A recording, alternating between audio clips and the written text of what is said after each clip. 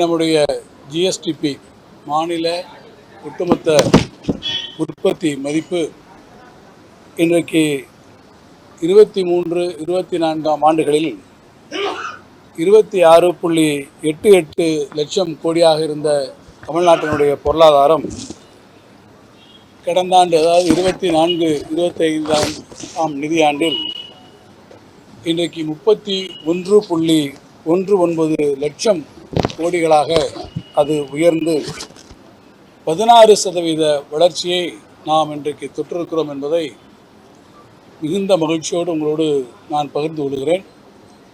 நம்முடைய reserve bank of இந்தியாவுடைய தரவுகளின் வாயிலாக கொடுக்கப்பட்டிருக்கக்கூடிய இந்த வளர்ச்சி விகிதம் நம்முடைய மாண்புமிகு முதலமைச்சருடைய தலைமையிலான தமிழ்நாடு அரசினுடைய நிதி நிர்வாக மேம்பாட்டிற்கும், நான் தொடக்கத்திலே குறிப்பிட்டதைப் போல தமிழ்நாடு அரசினுடைய சிறப்பான கொள்கைகளுக்கும் கிடைத்திருக்கக்கூடிய மாபெரும் வெற்றியாக நாம் இதை சொல்லலாம்.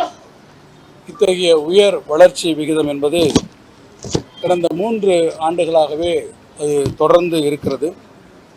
2021-22 ஆண்டிலே நாம் பொறுப்பேற்ற காலத்திலே 15.91%, அதேபோல் 22-23 ஆண்டுகளிலே 14.47%, அதேபோல் 23-24 ஆண்டுகளிலே 13.34%.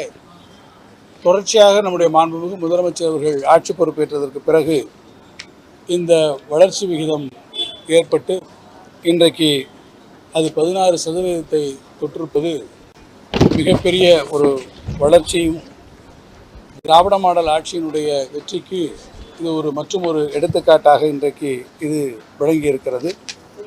அதிலும் குறிப்பாக இந்த வளர்ச்சியிலே உற்பத்தித்துறை மிகப்பெரிய ஒரு பங்களிப்பினை செய்திருக்கிறது. இந்த 4 ஆண்டுகளிலே நீங்கள் பார்ப்பீர்கள் என்று சொன்னால் தமிழ்நாட்டினுடைய இந்த பொருளாதாரம் ஜிஎஸ்டிபியினுடைய வளர்ச்சி என்பது இந்த உற்பத்தித்துறையை பொறுத்த மட்டிலே 1.46 லட்சம் கோடியாக இருந்தது 2 மடங்காக இன்றைக்கு அது பெருகி இருக்கிறது. அதேபோல் மகாராஷ்டிராவில் நீங்கள் ஒப்பிட்டு நோக்குங்கள் என்று சொன்னால் அது ஒரு வளர்ச்சியடைந்த உற்பத்தித்துறை மாநிலமாக இருக்கக்கூடியதில் அது 0.71 லட்சம் கோடியாக இருக்கக்கூடிய இந்த மகாராஷ்டிரத்தை விட தமிழ்நாடு உற்பத்தித்துறையிலே மிகப்பெரிய ஒரு முன்னேற்றத்தை இன்றைக்கு கண்டிருக்கிறது என்பதை நான் இங்கே தெரிவிக்க விரும்புகிறேன். அதற்கு காரணம் தமிழ்நாட்டிலே இன்றைக்கு பார்ப்பீர்கள் என்று சொன்னால் ஏறத்தாழ 40,000க்கும் மேற்பட்டிருக்கக்கூடிய தொழிற்சாலைகள் இருக்கிறது. அவற்றிலே ஏறத்தாழ 27.7 லட்சம் பேர் அங்கே வேலைவாய்க்கக்கூடிய நிலைமைகள் வந்திருக்கிறது. இந்த பொருளாதார வளர்ச்சியில் குறிப்பாக கட்டுமானத்துறை கன்ஸ்ட்ரக்ஷன் செக்டார் என்பதும் இந்த வளர்ச்சிக்கு மிகுந்த அளவிலே உதவி செய்யக்கூடிய வகையில் 23-24 ஆண்டுகளிலே 15.93%, அதே போல் 24-25 ஆண்டுகளிலே 11% என்று அதற்கான பங்களிப்பை தந்திருக்கிறது. அதே போல் சேவைத்துறை எடுத்துக்கொண்டால், சர்வீஸ் செக்டார் எடுத்துக்கொண்டால் அது தமிழ்நாட்டினுடைய வளர்ச்சியில் ஏறத்தாழ 53% ஜிபிஏலே அது தன்னுடைய பங்களிப்பை செலுத்தி ரியல் குரோத் என்கின்ற வகையிலே 24-25 ஆண்டுகளில் நம்முடைய சர்வீஸ் செக்டார் 11.3% அளவிற்கு தன்னுடைய பங்களிப்பை தந்திருக்கிறது. குறிப்பாக இந்த $1 trillion எக்கானமியை நாம் எட்ட வேண்டும் என்று சொன்னால் ஏற்றுமதியிலே நாம் மிகப்பெரிய ஒரு முன்னேற்றத்தை நாம் காண வேண்டும். அதே போல் நம்முடைய மாண்பு முதலமைச்சர் அவர்களுடைய தொடர் முன்னெடுப்புகளால் பல்வேறு உலக நாடுகளிலே அவர் பயணம் செய்து அதேபோல் அவர்களுடைய நம்முடைய புரிந்துணர்வு ஒப்பந்தங்களை மேற்கொண்டு அதன் வாயிலாக ஏறத்தாழ நீங்கள் முதலீட்டாளர்களுடைய சந்திப்பின் மூலமாக 11,40,731 கோடி முதலீடுகள் பெறப்பட்டு 1016 புரிந்துணர்வு ஒப்பந்தங்கள் மேற்கொள்ளப்பட்டிருக்கிறது. ஏறத்தாழ 34,08,522 இளைஞர்களுக்கு நேரடியாகவும் மறைமுகமாகவும் வேலைவாய்ப்பினை நாம் கொண்டு வந்திருக்கிறோம். ஏற்றுமதியை பொறுத்தமட்டில் அது நம்முடைய $1 trillion எக்கானமியை நாம் பெறுவதற்கு இந்த அடிப்படையாக அமைந்திருக்கக்கூடிய தமிழ்நாட்டினுடைய ஏற்றுமதி சாதனை ஒன்றிய அரசினுடைய நிர்யாத் அமைப்பின் தரவுகளின்படி 2021-22 ஆண்டிலே $1.86 பில்லியன் இருந்தது. 22-23 5.37 பில்லியன் டாலராக 23-24 நிதியாண்டில் $9.56 பில்லியன், கடந்த ஆண்டு 24-25 நிதியாண்டில் $14.65 பில்லியன் இந்த மின்னணு பொருள்களுடைய ஏற்றுமதி 3 ஆண்டுகளிலே ஏறத்தாழ 7 மடங்கு அது அதிகரித்திருக்கு. ஏறத்தாழ 700% உயர்ந்திருக்கிறது என்பதை நம்முடைய நிர்யாத் அமைப்பு தெரிவித்திருக்கிறது. எனவே இந்த மின்னணு பொருட்களினுடைய ஏற்றுமதியிலே மிகப்பெரிய ஒரு லீப் ஃப்ராகிங் என்று சொல்லக்கூடிய முன்னேற்றத்தை நம்முடைய தமிழ்நாடு பெற்றிருக்கிறது. இவை அந்நியிலே வெல்ஃபேர் மெஷர்ஸ் என்கின்ற வகையில் நாம் அனைவருக்கும் தெரியும். தமிழ்நாடு வளர்ச்சி குறியீடுகளிலே அவர் கொண்டு வந்திருக்கக்கூடிய பல்வேறு திட்டங்கள், கலைஞர் மகளிர் உரிமை தொகை திட்டம், விடியல் பயண திட்டம், இந்த மாதிரி காக்கும் கரங்கள் திட்டம், நான் முதல்வன் திட்டம், காலை உணவு திட்டம் என்கின்ற பல்வேறு திட்டங்களின் மூலமாக தமிழ்நாட்டினுடைய வெல்ஃபேர் ஸ்கீம்ஸ், மக்களுடைய நலத்திட்டங்களிலும் தமிழ்நாடு அரசு ஒரு மாபெரும் கவனத்தை செலுத்தி இருக்கிறது. அதேபோல் ஜிஆர் என்று சொல்லக்கூடிய கிராஸ் என்ரோல்மெண்ட் ரேஷியோ இன்றைக்கு உயர்கல்வியிலே 47%, அகில இந்திய சராசரி 28.4% இருக்கிற போது தமிழ்நாடு இன்றைக்கு 47% வந்திருக்கிறது.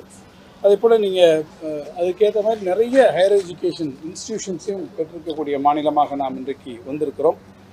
நான் சட்டமன்றத்திலே கூட சொன்னேன், ஃபிஸ்கல் டெபிசிட் என்று சொல்லக்கூடிய அந்த நிதி பற்றாக்குறையை நாம் எப்போதுமே அந்த நிதி மேலாண்மைக்கு உட்பட்டு தான் நாம் அதை கையாண்டிருக்கோம் என்பதையும், அது மாநில ஒட்டுமொத்த பொருளாதாரத்தை ஜிஎஸ்டிபியில் நீங்கள் பார்ப்பீர்கள் என்று சொன்னால் அந்த நம்முடைய ஃபிஸ்கல் டெபிசிட் என்பது 3% உள்ளாகவே வரக்கூடிய 25-26 நிதியாண்டு நம்முடைய நிதியாண்டில் அது கட்டுப்படுத்தப்படும் என்றும் நான் தெரிவித்திருக்கிறேன். அதே போல் நீங்கள் டெட் கடனுக்கும் மாநிலத்தினுடைய ஒட்டுமொத்த உற்பத்தி மதிப்பீட்டிற்குமான அந்த ரேஷியோவையும் நாம் பார்ப்போம் என்று சொன்னால் அது கடந்த 21-22 27% இருந்தது. 24-25 அது ஏறத்தாழ 26% அது குறைவாகவே வந்திருக்கிறது என்பதையும் நான் இங்கே எடுத்துக்காட்ட விரும்புகிறேன். எனவே ஒட்டுமொத்தமாக நீங்கள் பார்ப்பீர்கள் என்று சொன்னால் தமிழ்நாட்டினுடைய இந்த மிக ஒரு ஸ்ட்ராங் க்ரோத், இந்த நீடித்த ஒரு நிலையான வளர்ச்சி என்பது நம்முடைய இந்த லோ இன்ஃப்ளேஷன் ரேட் மெயின்டைன் பண்ணுவதாக இருந்தாலும் சரி, அல்லது ஃபாரின் டைரக்ட் இன்வெஸ்ட்மெண்ட்ஸ் வருவதாக இருந்தாலும் சரி, அதே போல் நம்முடைய ஒவ்வொரு கட்டத்திலும் நான் எடுத்துக்காட்டிருக்கக்கூடிய தொழில் முதலீடுகளை நாம் ஊக்குவிப்பதாக இருந்தாலும் சரி, இவையெல்லாம் ஒட்டுமொத்தமாக நம்முடைய $1 ட்ரில்லியன் எக்கானமியை நாம் அடைவதற்கு நம்முடைய மாண்புமிகு முதலமைச்சருடைய முன்னெடுப்பால் அவர்கள் தொடர்ந்து மேற்கொண்டிருக்கக்கூடிய பல்வேறு பணிகளால் இது சாத்தியமாகியிருக்கிறது. அதனுடைய இன்றைக்கு ஒட்டுமொத்த குறியீடாக இந்த 16% வளர்ச்சியை நம்முடைய ரிசர்வ் பேங்க் ஆஃப் இந்தியா கொடுத்திருப்பதும் நம்முடைய தமிழ்நாட்டினுடைய நிதி மேலாண்மைக்கு, நம்முடைய ஒட்டுமொத்த வளர்ச்சிக்கு, நம்முடைய தொழில் வளர்ச்சிக்கு, நம்முடைய சமூக வளர்ச்சிக்கு, நம்முடைய மாண்புமிகு முதலமைச்சருடைய தலைமையிலான திராவிட மாடல் ஆட்சிக்கு கிடைத்திருக்கக்கூடிய ஒரு மாபெரும் நற்சான்று இந்த 16% வளர்ச்சி என்பதை உங்களுக்கு தெரியும். செய்திகளை உடனுக்குடன் தெரிந்து கொள்ள கீழ்கண்ட கேபிள் மற்றும் டிடிஎச் நெட்வொர்க்குகளில் எம்நாடு செய்தி தொலைக்காட்சியை காணுங்கள். பாதகம் செய்பவரை கண்டால் நாம் பயம் கொள்ளலாகாது பாப்பா. மோதி மிதித்து விடு பாப்பா, அவர் முகத்தில் உமிழ்ந்து விடு பாப்பா. அண்மை செய்திகளை உடனுக்குடன் தெரிந்து கொள்ள இணைந்திருங்கள் எம்நாடு தொலைக்காட்சியுடன்.